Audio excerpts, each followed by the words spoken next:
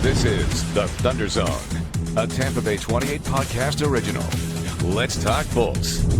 Now, here's Kevin and Kyle. And welcome into the Tampa Bay 28 Thunder Zone. That's Kevin Lewis. I'm Kyle Berger. The Lightning opened the second half of the season in spectacular fashion last night. A 4-2 win over the Colorado Avalanche, who previously only had 3 losses in regulation all season. Impressive win. I didn't want to toot my own horn, but Did you? last week when we left you last week, I said on the West Coast California love swing, I said let's bring back 6 points, and 6 points doth worth brought and haveth back. But yeah, the win over the Avalanche really big. It's one of those games, a regular season game where you kind of find out where you are when you have a team that's steamrolling. Like you said, we're 31-3. Yeah, 31-3 coming in. That game had the playoff feel to it, the intensity. Yeah. It's one of those games. It's a regular season game, so it's still 2 points. Correct. In the grand scheme of things, it's not huge, but you have a little more juice for games like that. And there's star power all over the ice on both teams. Nathan MacKinnon is like Nikita Kucherov when his feet hit the floor in the morning. He's a Hart Trophy candidate. Cale Makar, one of the best defensemen, young defensemen and defenseman period in the game. Brandon Hagel, we saw he's playing great hockey. Andrei Vasilevsky doing Vassy things. And, this Lightning team, you think there's going to be a letdown. You think there might be, take their foot off the gas just a little bit, but they keep on keeping on. And one of the big things I saw last night was in the second period, Colorado seems to just like bulldoze people. And I don't know if it's their altitude or they're a really good team, but they scored 2 goals in the second period, but the Lightning got one back, and it was just, they were trading haymakers the entire night. Yeah, don't mess with Yanni, Pontus, and Zemgus. That line, shut down Nathan MacKinnon and Cale Makar there. They were on it defensively. Vassy. Vassy's pretty good too. The longest active streak in the NHL right now. You just look how tight this division is, and like if they didn't have this 8-game winning streak, who knows how far down the Lightning would be right now, because this is all bunched up. So every win is huge at this point for the Lightning to stay in contention, stay at top of the Eastern Conference standings. Tony Cirelli putting the final candle on the cake there. Brandon Hagel, the game-winning goal. He has 5. That is a team high. He's back up to 20, tied with Cooch for the lead after that slow start. The Lightning, what do you say? A goalie's playing on their head. Would the Lightning be playing on all of their heads right now?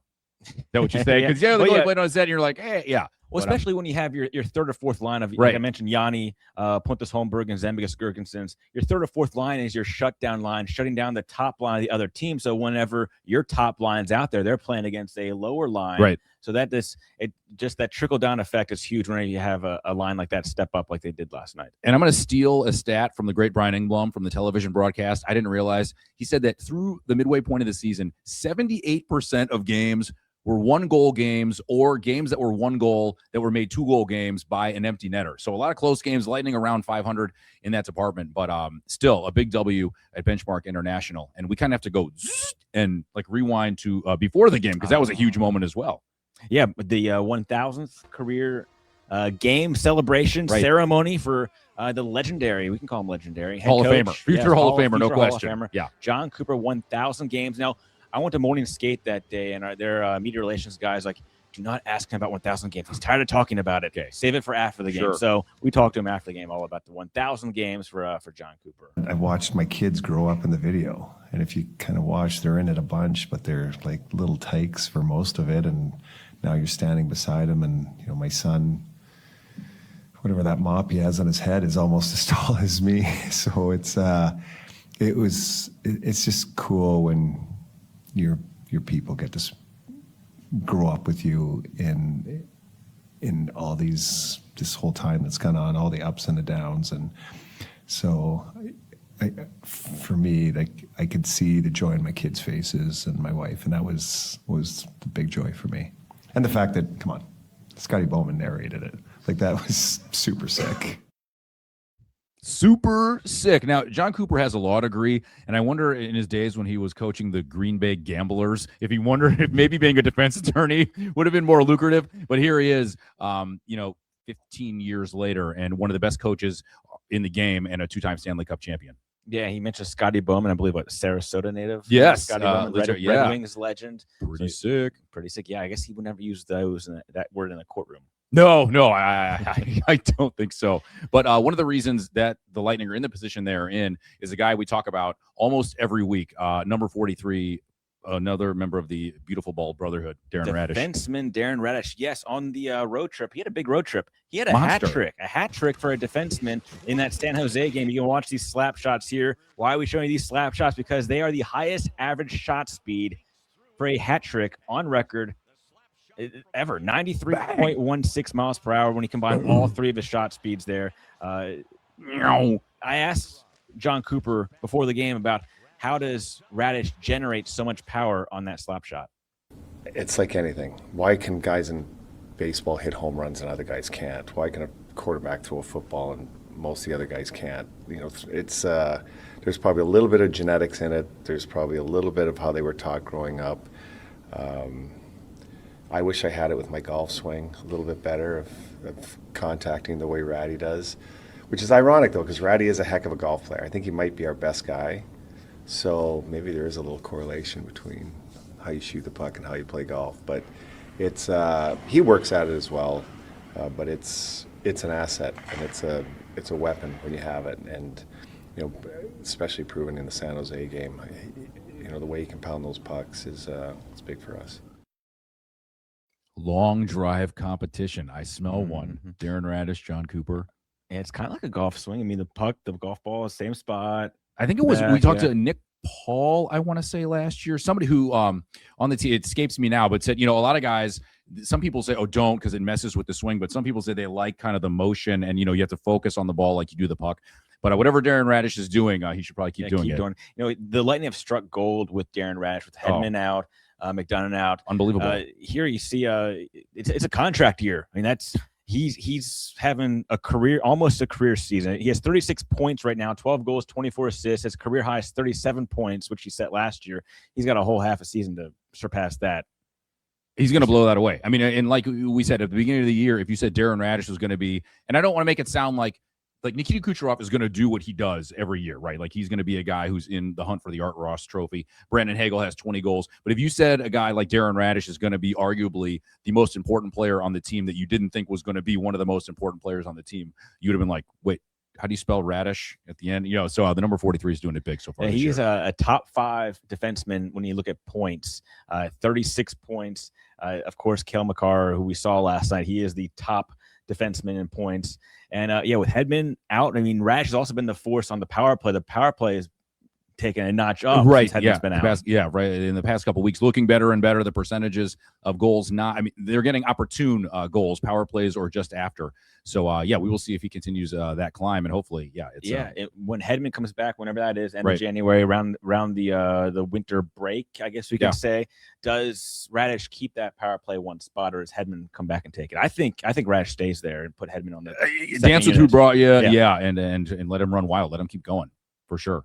Yeah, so he's making $975,000 this year, set to become an unrestricted free agent next year. You already have 4 D-men locked up. So where does that leave you with Radish? Does he stick and stay, or does he'll be the top defenseman out there? There's a pool of saliva. His agent is salivating, I think, right now as we see.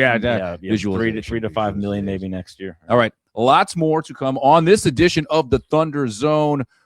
We're going to do some moshing and some headbanging. We're going to put you in the penalty box. Yeah, I know. You're going to get out of here. Many things I have to pay for. Yeah, this seat's going to be the bass player for the metalcore band from Tampa, the band called Under Oath. Grant Brandell will be in studio with us to talk all things Bolts, a lifelong Bolts fan, when we come back on the Thunder Zone. Welcome back to the Tampa Bay 28 Thunder Zone. And welcome back to Thunder Zone. I'm Kyle Berger here with a special guest. This is Grant Brandell, the bass player for the metalcore band Under Oath, who's from Tampa. Correct. So you were also a Tampa guy, Gaither High School. Born and raised. Okay. One of the few back in the day. It seems like everyone's like implanted into Tampa, but you are actually from here. So a lifelong hockey fan then. Interestingly, no. Ironically, I started kind of late. My whole family's from Pennsylvania, Erie. Big Penguins, Steelers fans. My dad's a big football guy. Came down. I was the first one born here, and I honestly don't have any idea how I got into hockey. I played roller hockey when I was like young. My dad, like I said, was big football. He played college football, coached college. somehow I just liked hockey better, and then got into the music thing, and then probably in my late teens, early 20s, really got into hockey, and then just from there, it's been kind of nonstop for me, at least. Okay, so you same with me. Like I grew up in Atlanta, but my family is from the Pittsburgh area as well. I mean, my original hockey fan became Mario Lemieux, Jaromir Jagr, Luc Robitaille, 92, 93-ish. I think. One second. I even have my very first jersey. So Penguins that's jersey. super ironic. Is I have somehow, I don't remember how the story is. I have a Lemieux jersey from when I was a kid. I think I just, like I said, he was like, I'm 80s kid. He was like a star, late 80s, and I was just like into it. And I somehow, that was my only hockey jersey growing up. I think I watched maybe a few games, and somehow it's like, Dad, I have to have this jersey. I love this. And ironically, a couple of friends of mine, probably like 10 years ago, got me another Lemieux jersey. It was kind of a tribute thing, but it was cool. Again, we're here with Grant Brandell, the bass player for the metalcore band Under Oath.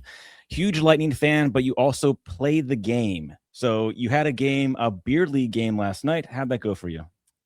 Good. We won in overtime. I don't know if we should have won, but we won. So it was a playoff game. We got a finals game tomorrow. It's great. It's just late nights. Gotta get you back to it. I had a game night before at 11 p.m. and those ones are always hard. So, but yeah, I mean, I love it.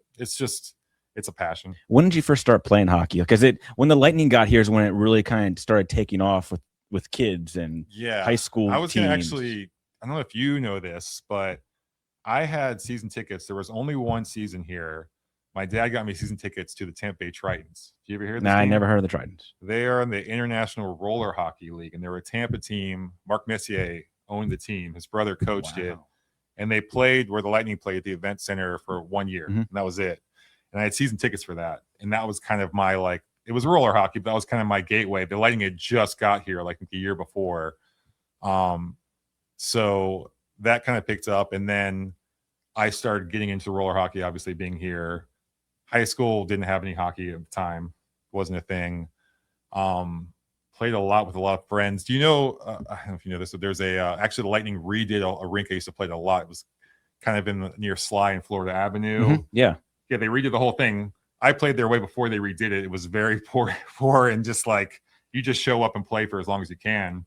But yeah, so did that for a couple of years, and then I had a buddy that was like, "Hey, do you want to play ice?" And I was like, "I've never skated." I was 26. It's like I've never skated ever. Went out and did like an open skate. Didn't fall too much. I was like, all right, let's go. Next time I skated, I was in a game. It was my first game. I didn't even know how to get over the bench. I was like lost out there, but I loved it. And when you play on the ice compared to roller, some guys can go back and forth. I was like, this is the way the game's supposed to be. I have to play it this way. So, do you have a all-time favorite player or a current favorite player? I know Stamkos. We have a picture of you with Stamkos. So you're on the glass. It looks like. Oh yeah, you're that was. I went to the game. He scored his 60th. Okay, was that your all-time favorite? No. I grew. Ironically, Datsuk is my all-time favorite. Oh, wow. Yeah, it just highlights whatever hands. That's my guy. Not a Detroit fan, but like as a player, Lightning wise, if I had to pick right now, current roster, Fazzy, Yanni is my guy. Yanni Gourde. Okay, well, yeah, it's great. I just love his like style and his like mindset and how he goes out there and just like digs and grinds, and he's a guy you want on your team. To me, like his personality, everything. I was bummed when he left, and I was stoked when he came back. How about goal songs for the Bolts? Would Under Oath be up for writing a goal song original? I love that. I would do that in a heartbeat. You guys got anything you're working on? I don't know if they. I don't know if we fit their demographic as a fan base, but I would be all about trying to work with them in any capacity. Right now, I believe it's Nickelback, "Burn It to the Ground," I believe. But you guys can come up with something that gets fan interaction, some haze in there, something heavy. Funny. When the Thrashers were in Atlanta. Yep. Do you know the band Mastodon? Yes. So they had a song. I think they played it, or it was one of their songs they played. And I remember because I know those guys. And I was so jealous. I was like, man, how did you work that out? Anybody in Lightning organization, I'm down to make it happen. I know somebody. I'll get you in touch with somebody. Okay. Yeah, you guys put something a little 30-second. You just jam it out and have some fan. We will orientate to that. We'll make it happen. Well, if anything, you can at least write a song for our Thunder Zone podcast. I'd love to. Yeah, it'd be awesome. All right, Grant. Anything else you want to add about your fandom of the Tampa Bay Lightning? No, just stoked on the season, how the guys are playing, and let's keep it going. All right, man. Well, thank you for stopping by. Thank you. Welcome back to the Tampa Bay 28 Thunder Zone.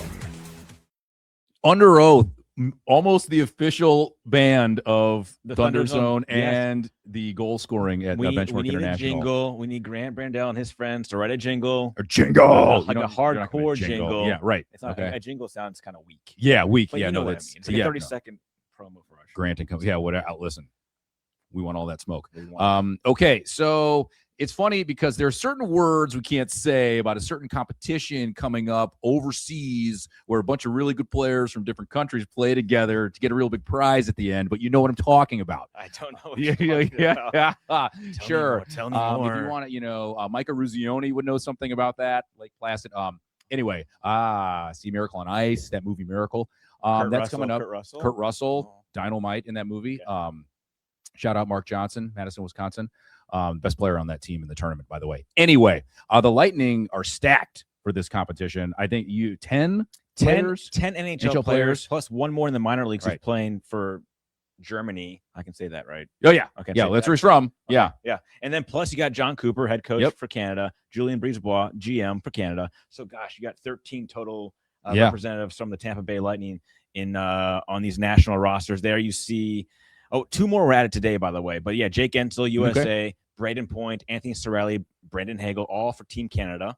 And no really big surprises there. it harkens back to memories of that Four Nations Cup, which was like one of the greatest. But yeah, of those four guys, four of the most impactful Lightning players. And I think Jake Gensel, who again, it doesn't seem like outside of Pittsburgh, where he spent the majority of his career so far, the pit stop in Carolina, and then in Tampa Bay, or outside of Tampa Bay, that like he gets, I don't want to say doesn't get the credit he deserves because he's a 40-goal guy. He led the league in power play goals last year. He's such an effective scorer. Well, I can tell you why. Yeah. In Pittsburgh, he played with Crosby and Malkin. And a lot of guys play with those guys and don't get 40. And then a you lot come of guys, here and you play with Kucherov and Point. I mean, there's a lot of names that he plays with. Yeah, and I just think the guy who ends up putting the puck in the back of the net, I'll take him each and every time. Here's some more guys. Yeah. 4 more. Victor Hedman, Sweden. You take this one. You get the hard names. No, okay, thank you very much. As John Cooper said, he's never met a bad Swede before. Victor Hedman, the Lightning captain. Pontus Holmberg as well from Sweden. Eric Cernak, representing Slovakia. And a friend of the show, Eric Cernak. And Zemgus Girgensons, the part of the all-name line for Latvia. So, listen, it's one of those where it's a weird competition because you see names but for every Zemgus Girgensons, like if you're a Lightning fan, you're going to see the rest of the roster. You're like, wait, what? So, and it'll be kind of cool because they want to beat each other's brains in when they're playing against each other. And I'm curious to see some of the matchups. Oliver Bjorkstrand and JJ Moser. These two are announced today. Yeah, Bjorkstrand with Denmark and the Giannis newly re-signed JJ Moser, Switzerland, and who's a rising star in the league, and to see kind of how they would match up against some of their teammates. And it's kind of like, I don't want to use the phrase watered down, like the competition is bad, but it's kind of a spread out all-star game in a way where you see guys and it's a whole different dynamic when you get on the international stage. Yeah. And this is a good thing and bad thing. Like, good thing these guys are getting extra reps during this break, but I don't know if it's good or bad. Like, you're getting rest too with some guys. Like, some guys are good with rest. Some guys, they don't like that downtime. But I think it's good because you don't have Andrei Vasilevsky and Nikita Kucherov, and Vaz has been dealing with a lot of injuries lately. So maybe this rest is good for him. So the rest versus rust thing with some of these guys. Yeah, if number 88 has his feet up with a cold beverage in his hand watching some of his countrymen play, that's probably not a bad thing. And you see it in Major League Baseball too, where some guys say, I would just rather have like 4 days off and go home and sleep a little bit than work. But the guys who play, they want to represent their country. They want to win medals, and we'll see what they can do during that break. And I think we got through that segment without saying anything we weren't supposed to say. Not yet. We better go to break before we do it again.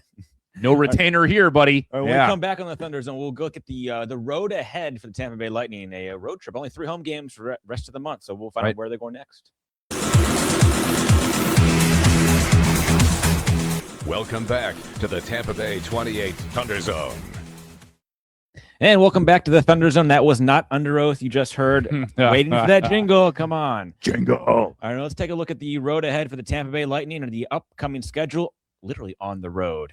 Grant would like this. Yeah. Up in Pennsylvania, him being a secondary Penguins fan. Yeah, you can have an alternate team. That's fine. A little Keystone, not home and home. Well, they'll have a home and home, or the two home games with the Philadelphia Flyers will have two home games against that. Pull it together, pull myself together. Saturday night, and then there'll be a day off Sunday, and then the same two will play in Philadelphia again Monday at 7, and then a back-to-back on Tuesday in Pittsburgh, but not really a problem because the Lightning 14-4-3 away from benchmark, but they're playing well. They'd play well in a parking lot right now. Yeah, not too many home games this month, only 3 more for the rest of the month, and then we have the Stadium Series on the first day of February. That's going to be nice. Boston Bruins coming to town, and Raymond James Stadium going to be turned into a hockey barn, as they say. Should be very cool. The whole build up, but we'll be all over it counting up to then. So we'll take you up to and through the Stadium Series against the Bruins. But for now, we'll see you next week. That is Kyle Berger. I am Kevin Lewis. You're watching the one, the only, I think it's the one and only, right? Yeah. Thunder Zone.